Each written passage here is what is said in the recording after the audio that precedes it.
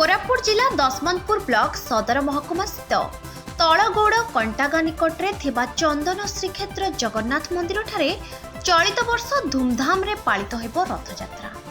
एथिपाई जोरदार रे प्रस्तुति चलीछि। रथ निर्माण मध्य शेष पर्याय रे पहुंची सारिछि। आसंता 7 तारिख दिन हेबो श्रीगुंडीचा रथयात्रा।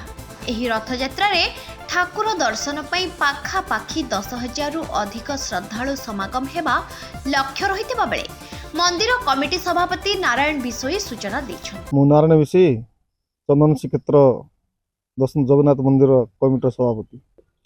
निश्चित भाव में कला ठाकुर इच्छा ए वर्ष आमर मंदिर प्रतिष्ठा है।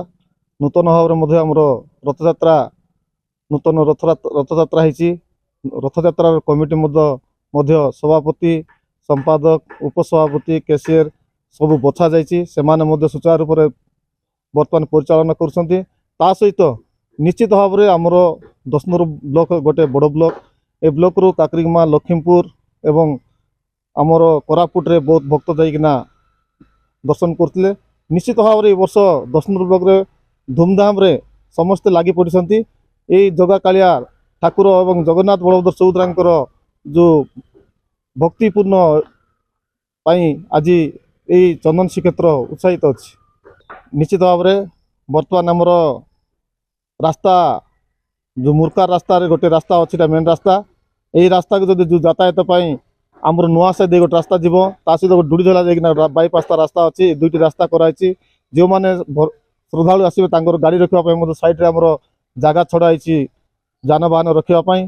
ता सहित आमर जो कमिटी भाई मैंने अच्छा समस्ते बर्तमान लगी पड़ते धूमधाम रे केमती रथ जीव गुंडीचा मंदिर पहुँचब गुंडीचा मंदिर पुणी बाहुड़े केमती बाहुड़ यात्रा आसो से समस्त लगी पड़ते। निश्चित भाव में ठाकुर इच्छा निश्चित भाव परिपूर्ण हम आपन देखुथिबे। निश्चित भाव श्रद्धालु समस्त लगी पड़ते बर्तमान रथ चली एवं समस्त उत्साहित अच्छी। अन्यपटे दशमंतपुर ब्लॉक अंचल रे जगन्नाथ मंदिर नथिला फल अंचल जगन्नाथ प्रेमी रथयात्रा देखिबा और ठाकुर दर्शन करी आशीर्वाद नेबा पाई बहु अर्थ खर्च करी कोरापुट काकरीगुमा टिकरी किंबा पुरी श्रीक्षेत्र को जाउथिले।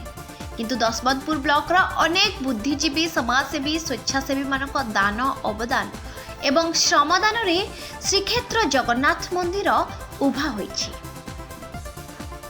दीर्घ वर्षर स्वप्न साकार होइथिबारु अंचलवासी बेस उत्साहित थिबा यात्रा परिचालना सभापति राजेंद्र बाणुआ बजेंद्र कंसारी बास प्रधानी तोलगंग विषयी प्रमुख प्रकाश करछंती। माधव साहू डुमागुड़ा बहुत खुशी होता कि आम दशमंतपुर जो जगन्नाथ मंदिर श्रीक्षेत्र है आमर एरिया लोक बहुत खुशी रे अच्छु।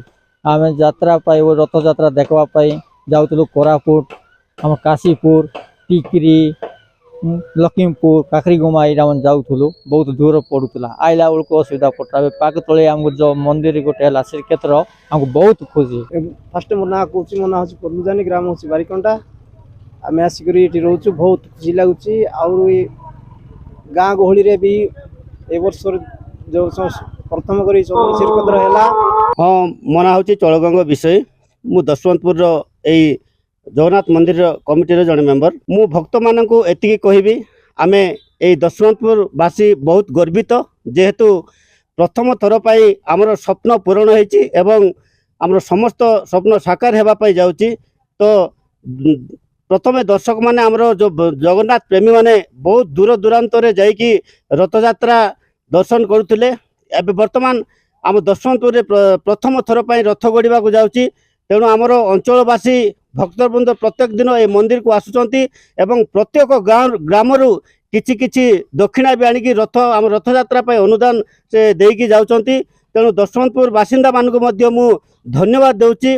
आउ एतिकी मु कामना करछि दशमंतपुर समस्त अंचलवासी को बहुत दूर दूरांत को न जाई अर्थहानि न करी समस्ते आसंतु आम दशमंतपुर एही रथयात्रा को सफल मंडित करंतु। वर्तमान देखुथिबे आमर रथ कार्य पूरा जोरसोर चली लगी आमर समस्ते बाढ़े लगी लाइट साजसज्जा कम चली। तो काली संध्या सुधा समस्त कम सरीज तेणु भगवान करंतु किंतु सबु काम सफल रूपे हो एतिकी मु ठाकुरंक पाखरे जणान। दशमंतपुर हाबिल डंगरी रिपोर्ट फोकस प्लस।